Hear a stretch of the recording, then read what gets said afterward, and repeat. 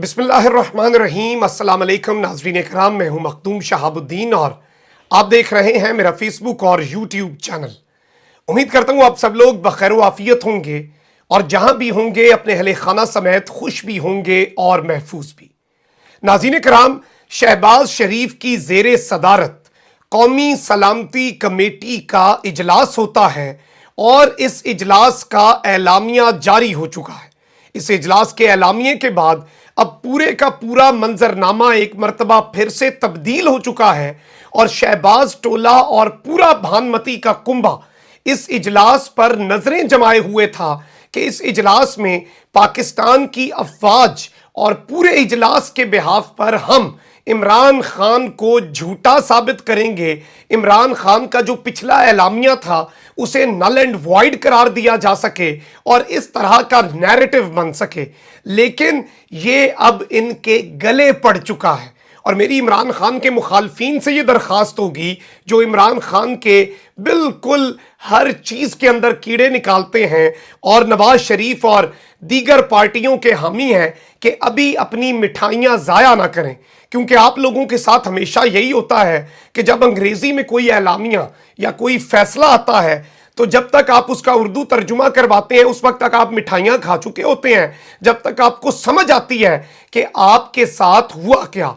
अब पनामा मामले में जब कमीशन बना ये जश्न मना रहे थे, उसके बाद पता चला कि यही तो इनके गले पड़ेगा।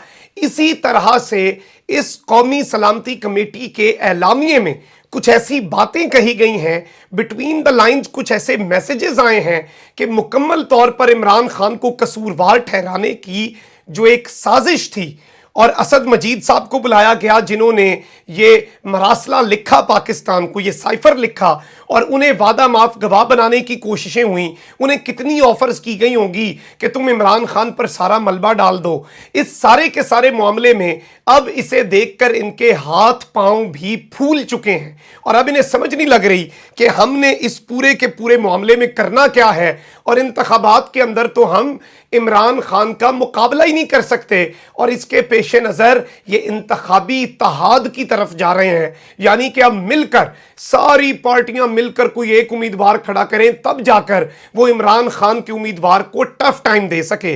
बड़ी इंपॉर्टेंट डेवलपमेंट्स हैं जो मैंने आपके सामने रखनी है और इस वक्त ये पूरा जो सिनेरियो है ये आपके सामने वाजे हो जाएगा। अब देखें, जितने टोकरा सहाफ़ी हैं, जितने ये हुकूमती अरकान हैं, जितने शहबाज शरीफ के टोले के और ये सारे के सारे लोग हैं, ये इस कौमी सलामती कमेटी के एलामिये के बाद कह रहे हैं कि कोई बैरूनी साजिश नहीं हुई। आज कौमी सलामती कमेटी ने इमरान खान को झूठा करार दे दिया। आज शहबाज शरीफ और पूरा भानमती का कुंभा सुरखरू हो गया। अलबत्ता मामला ये नहीं है, हकीकत इससे बहुत दूर है। अब जो पिछला एलामिया था उसमें 3-4 चीज़ें थी। एक, इसकी जुबान को इंतहाई गैर डिप्लोमेटिक यानी कि इंतहाई नॉन डिप्लोमेटिक जुबान करार दिया गया।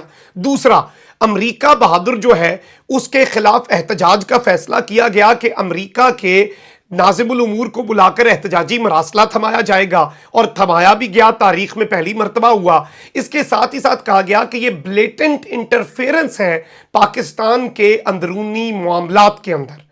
अब ये करना क्या चाह रहे थे इनका, आज की इस मीटिंग का पहले आप एजेंडा समझ लें जो इनके जहन में चल रहा था, जो ये आज करवाना चाह रहे थे। ये करवाना क्या चाह रहे थे? नंबर 1, असद मजीद खान को पाकिस्तान बुलवाया गया, उन्हें वादा माफ गवाह बनाकर उनसे इस मीटिंग के अंदर ब्रीफिंग दिलवाकर ये कहलवाना चाहते थे कि इसमें मैंने तो ऐसा वैसा कुछ नहीं कहा। इमरान खान ने इस पूरे के पूरे खत को, इस साइफर को, इस मरासले को अपने सियासी मफाद के लिए और अपने सियासी फायदे के लिए इस्तेमाल किया है और इमरान खान को इसमें कसूरवार ठहराकर ये खुद को भी क्लीन चिट दिलवाना चाहते थे। और उससे भी ज्यादा जरूरी जो सबसे इस मामले का एजेंडा था शहबाज हुकूमत का, वो था अमेरिका को क्लीन चिट दिलवाई जाए। अमेरिका के जो चेहरे पर जन्नाटेदार थप्पड़ लगा, उनके नाज़िमुल उमूर को तारीख में पहली मर्तबा पाकिस्तान के दफ्तर खारजा बुलाकर एहतजाज किया गया, उस एहतजाजी मरासले को भी हम वापस ले लें।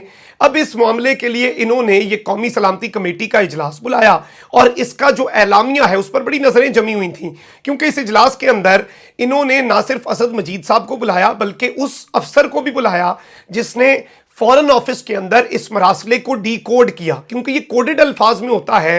तो उन्होंने वहां से एनकोडेड भेजा, यहां पर आकर डिकोड किया गया, जिससे ये पूरा मरासला हमारे हुकूमत के, हमारे इदारों के सामने आया कि ये किस तरह की जुबान इस्तेमाल की जा रही है। अब इस कौमी सलामती कमेटी की मीटिंग जो शहबाज शरीफ ने चेयर की, ये 38वीं थी, 38th मीटिंग थी। इससे पहले खान साहब की मीटिंग थी 37वीं, 37th। अब उस मीटिंग के मिनट्स भी इस मीटिंग में पेश किए गए कि उस मीटिंग में किस शख्स ने क्या कहा, पाकिस्तान के सर्विसेज चीफ्स का मौकफ क्या था, पाकिस्तान के जो वजीर आजम थे उस वक्त के, या उस वक्त की जो विफाकी काबीना थी, उनका स्टांस क्या था। ये सारी की सारी चीजें इस मीटिंग में डिस्कस होती हैं। फिर इसका जो एलामिया जारी हुआ है, उसके एक एक लफ्ज पे अब आपने गौर करना है। आप ये देखें, prime minister Shahbaz Sharif chaired meeting of National Security Committee of the Cabinet today. The meeting was attended by Federal Minister Khaja Asif, Rana Sanaullah, Maryam Aurangzeb, Ahsan Iqbal, Hina Rabani Khar. Chairman Joint Chief of Staff Committee General Nadeem Raza, Chief of Army Staff, Chief of Naval Staff and Chief of Air Staff, former Pakistani Ambassador to US Mr. Asad Majid and Senior Civil and Military Officers, यानी कि ये लोग इसमें शामिल थे।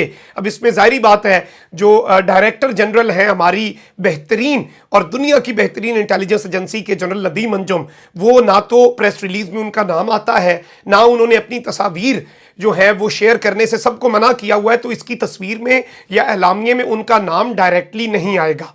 अब इसमें कहा गया, the NSC discuss the Telegram receive from Pakistan embassy in Washington, कि पाकिस्तान का जो वाशिंगटन में सिफारत खाना है उसकी तरफ से जो टेलीग्राम आया उसे इस नेशनल सिक्योरिटी कमेटी ने रिव्यू किया।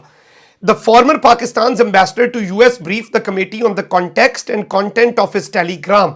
उन्होंने इसके ना सिर्फ मंदरजात बल्कि इसका जो पस मंजर है, कॉन्टेक्स्ट भी और कंटेंट भी इस कमेटी के सामने पेश किया।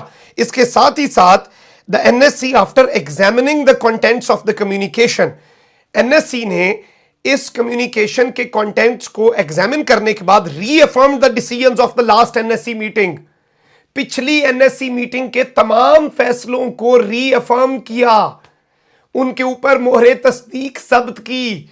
ये पाकिस्तान के सर्विसेज चीफ से उल्टा कोई इकदाम उठवाना चाहते थे, आज इन्होंने इमरान खान की नेशनल सिक्योरिटी कमेटी के ऊपर ठप्पा लगा दिया है कि ये गैर पार्लिमानी जबान थी, ये मुदाखलत थी, इसकी तहकीकात होनी चाहिए, ये पार्लियामेंट की कमेटी में पेश होना चाहिए, ये पार्लियामेंटेरियंस को दिखाया जाना चाहिए और अमेरिका के नाज़िमुल उमूर को पाकिस्तान तलब करके एहतजाज करना चाहिए। यानी कि the NSC was again informed by the premier security agencies that they have found no evidence of any conspiracy, कि इसमें मुदाखलत है, साजिश नहीं है। अब ये वो चीज़ है जो DGISPR पहले अपनी प्रेस कॉन्फ्रेंस में बड़े वाज़े तौर पर कह चुके हैं, यानी कि पाकिस्तान की फौज का मौकफ, पाकिस्तान के इदारों का मौकफ अपनी जगह पर वही है। अलबत्ता इस एनएससी मीटिंग से आउटकम ये निकली कि शहबाज शरीफ और उनकी काबीना ने इमरान खान की नेशनल सिक्योरिटी कमेटी की मीटिंग के एलामिये की और उसके फैसलों की तौसीक कर दी है। इन्होंने कहा है कि वो फैसले बिल्कुल ठीक थे। अब ये साजिश के लफ्ज़ को इस्तेमाल करते रहें, जो मर्जी करते रहें, यही तो इमरान खान कह रहा है कि साजिश की तहकीकात कराओ। सुप्रीम कोर्ट का एक पूरा जुडिशल कमीशन बनाओ और ओपन कैमरा इसकी आप कार्रवाई करें, ओपन कैमरा इसकी तहकीकात करवाएं और सब कुछ वाजे हो जाएगा। क्योंकि इसमें यह कहा गया, the NSC after reviewing the contents of communication, the assessments received and conclusions presented, कि एनएससी ने एक तो सारी कम्युनिकेशन के कंटेंट समझने के बाद, फिर उसकी असेसमेंट करने के बाद, और फिर उसका जो आप कह सकते हैं कि कंक्लूड क्या किया, इसका नतीजा क्या निकलता है, उसके बाद कहा कि कोई फॉरेन कॉन्स्पिरेसी नहीं है। अभी तक की तहकीकात के मुताबिक कोई फॉरेन कॉन्स्पिरेसी नहीं है, लेकिन इसकी तो तहकीकात होंगी। और जाहिर बात है, इस पर बहुत से सवालात भी उठाए जा रहे थे कि एक ऐसा शख्स जो कि फॉरेन कॉन्स्पिरेसी का बिलवास्ता सबसे बड़ा बेनिफिशरी है, वजीर आजम की कुर्सी पर जो बैठा है, वो इस कमेटी को चेयर करके ऐसा फैसला कैसे दे सकता है। लेकिन इसमें एक दो चीज़ें बड़ी वाज़ेह और बड़ी क्लियर हो चुकी हैं कि इस वक्त इनके ये गले पड़ेगा और आने वाले वक्त के अंदर, थोड़े से वक्त, ये एक दफ़ा इनके सारे टोकरा साफ़ी इस पर जश्न मनाएंगे, जियो और दीगर चैनल इस पर जश्न मनाएंगे, लेकिन इस एलामिये में वो सारी बातें मानी गई हैं जो इमरान खान ने की थी, जो इमरान खान ने किया वो ठीक किया। अब इसके बाद बिलावल लंदन बैठा हुआ है और बिलावल ने अब वहां पर इंतखाबी इश्तराक के ऊपर नवाज शरीफ के साथ मामला तय करने गया हुआ है। यानी कि इमरान खान को हम हरा नहीं सकते। इमरान खान का बयानिया अवाम में इस कदर सिरायत कर चुका है और बिलावल ने कहा है कि आप 20 नशिस्तों पर हमारी हिमायत करें, हम कुछ नशिस्तों पर आपकी हिमायत करेंगे। 10 कौमी असम्बली की नशिस्तों पर हम आप हमारी और 20 सूबाई असम्बली की नशिस्तों पर पंजाब में हिमायत करें और हम सिंध की 3 से 4 सीटों पर हम आपकी हिमायत कर देंगे। तब जाकर इमरान खान को हराया जा सकता है। उसके अलावा इमरान खान इस वक्त कंप्लीटली अनस्टॉपेबल है। तो ये एक बहुत बड़ी डेवलपमेंट के तौर पर चीज सामने आई है और मुझे इस एलामिये के अंदर कुछ भी नया नहीं मिला। साजिश और मुदाखलत पे बहस अपनी जगह, वो पहले पाकिस्तान के इदारे कह चुके हैं। अब पाकिस्तान के इदारे इसमें बिल्कुल अपनी जगह पर खड़े हैं। जो मौक़िफ़ से हटना पड़ा है वो शहबाज शरीफ को हटना पड़ा है और इसका अब हल यही है कि सुप्रीम कोर्ट का एक कमीशन बना दिया जाए। अपना बहुत ख्याल रखें। अल्लाह निगहबान। पाकिस्तान जिंदाबाद।